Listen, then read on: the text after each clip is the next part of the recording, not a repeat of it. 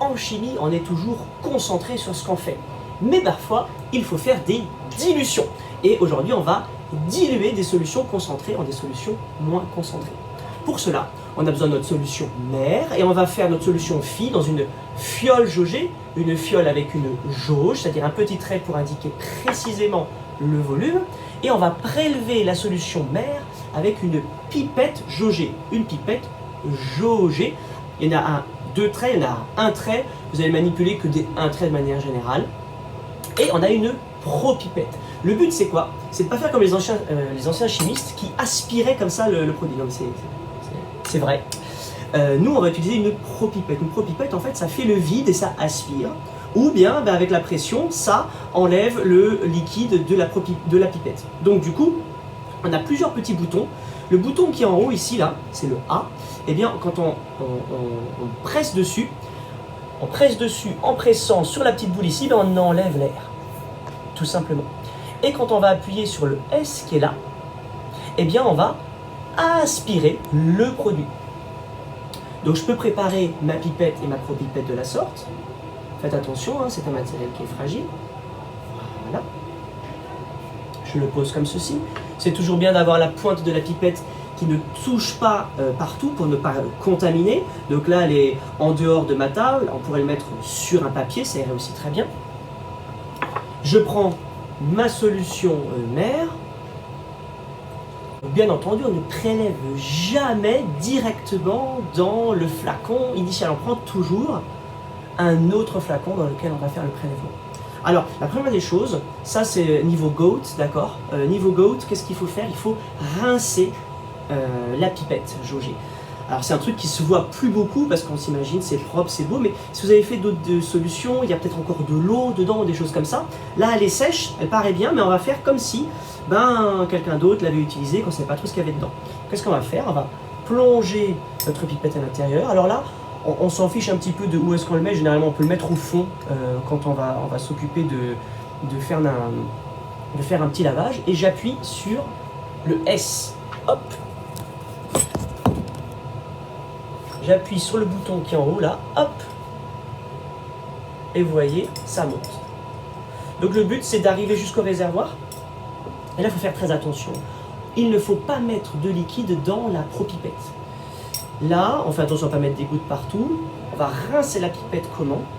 En mettant du liquide dans le réservoir de la sorte.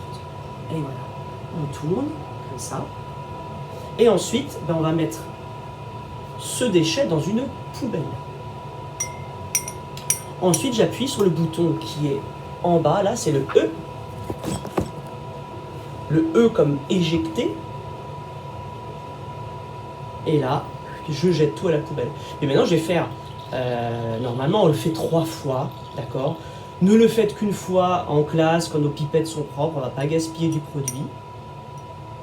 On peut aussi en mettre très peu du produit, mais après le faire monter jusqu'ici, donc là on utilise moins de produits, mais au début quand on ne maîtrise pas très bien la propipette, il vaut mieux le remplir un petit peu plus. Maintenant on va faire notre réel remplissage. Donc ce réel remplissage se fait jusqu'au trait de jauge, et là il faut faire très attention à ce que ça ne monte pas et que ça n'aille pas dans la propipette.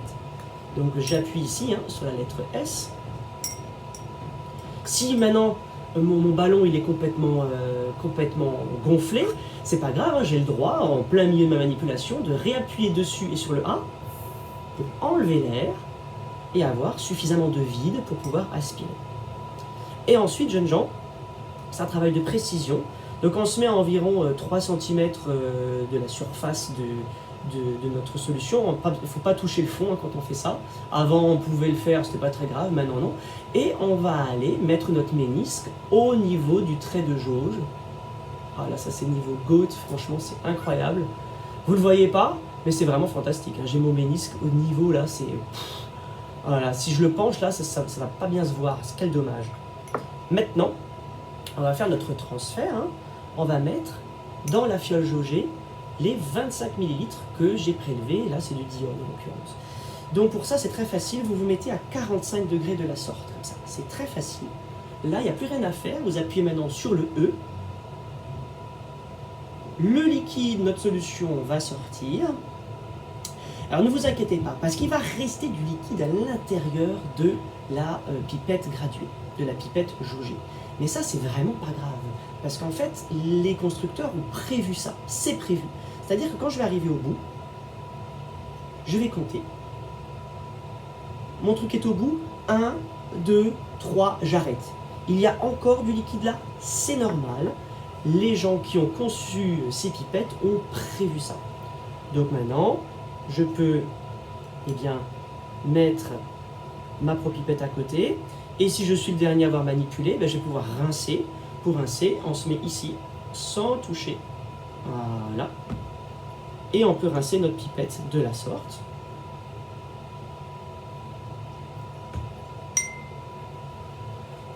Exactement comme tout à l'heure. Donc si vous êtes en binôme, il y en a un qui peut faire ça, si vous êtes les derniers. Et puis il ne faut surtout pas oublier de terminer la manipulation.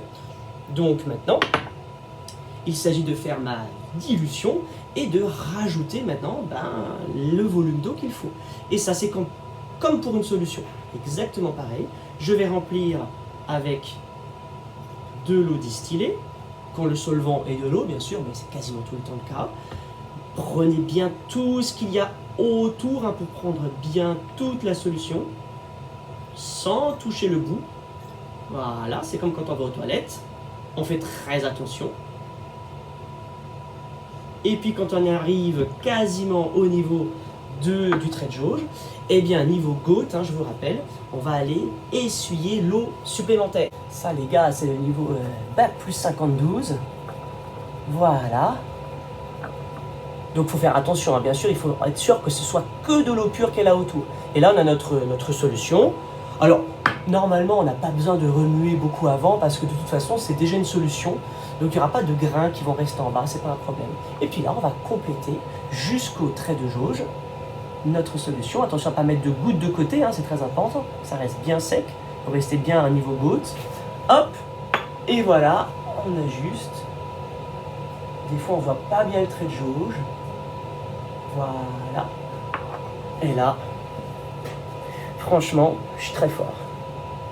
Franchement, je suis fier de moi. Et puis maintenant, alors vous pouvez avoir de l'eau autour, si vous avez mis un petit peu d'eau autour, c'est pas très très grave.